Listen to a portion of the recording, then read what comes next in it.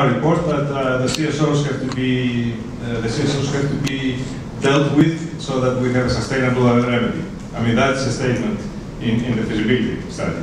And we also stated publicly that we are in talks with the city about how to go about it. We've all been in talks with the city for 20 years.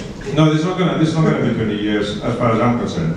So we have been in talks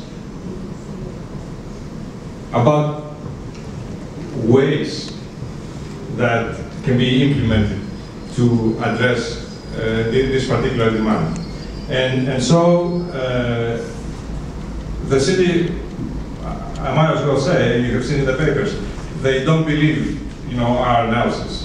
We have looked at their analysis, and the analysis, we feel that it is faulty and unsubstantiated. So we're going to go with, it's not just me. We have looked, we have vetted, the data, and we are pretty confident and firm about it. So on February 2nd, I'm meeting with the city to not have talks, but to discuss specific ideas. And what we think has to happen is, from our perspective, from a Superfund perspective, that when we did the analysis of the contamination that Emily asked about, and what we did is we took samples, and our assumption is that because a lot of these compounds are insoluble, that most of those materials are carried in the suspended solids. So what we have asked the city is we have to find ways to control the discharge of that contamination that comes in the suspended solids. And so the only thing that the approaches that we offered to them were, yes, green infrastructure is good, and some other things are good, but really are not going to take care of this immediate problem that we have. It has to be dealt with within the framework of the cleanup of the canal under Superfund. So some more drastic approaches will have to be taken. In other words, implementation along with the green infrastructure that they are suggesting, which really cannot be quantified. I cannot tell you whether that green infrastructure program that they have will take care of 90% of the problem that we're facing in the next 10 years. But I can tell you what I'm suggesting. I can quantify, what percentage. So what we have told the city, what the discussion that we're going to have with the city, well, at least that's my intent, is to discuss one by one the four major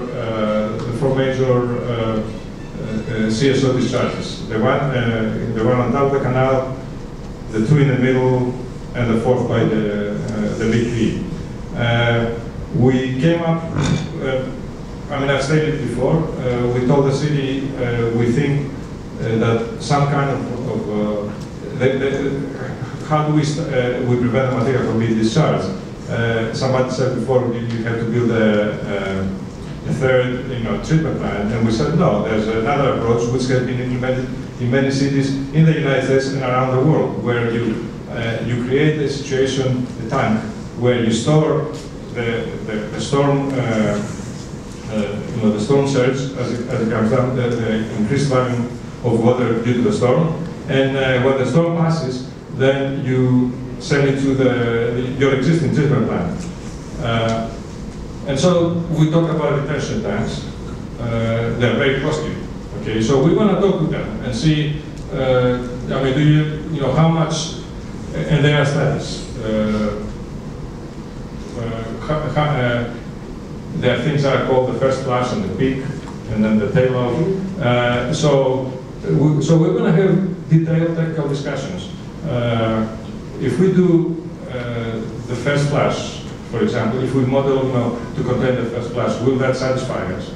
Let's say if the first flash being, let's say, 25 or 30% of the storm, would that take care of what Superfund is concerned with?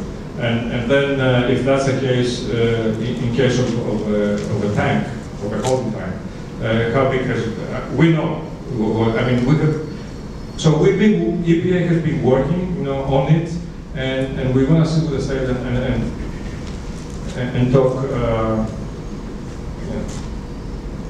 concrete things.